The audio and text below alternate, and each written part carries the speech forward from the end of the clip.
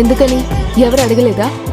సమాధానం రాలేదు, కానీ ఈ ఎలక్షన్స్ లో తనే గెలుస్తానన్న నమ్మకం మాత్రం ఆవిడ కళ్ళల్లో స్పష్టంగా కనపడుతుందమ్మా. మావా మావా మావా, ఏంటి ఈవిడి గారితో డిస్కషను?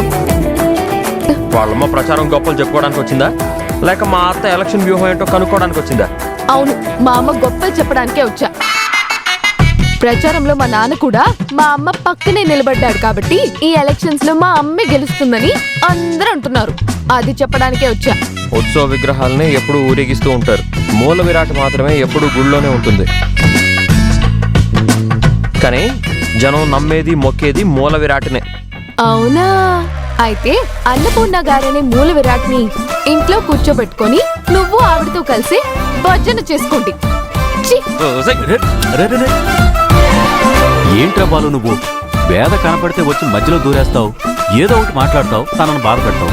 ఏంటి తను బాధపడి వెళ్ళింది అనుకుంటున్నావా? పొగరు కాబట్టి మాట్లాడుకుంటూ వెళ్ళిపోయింది.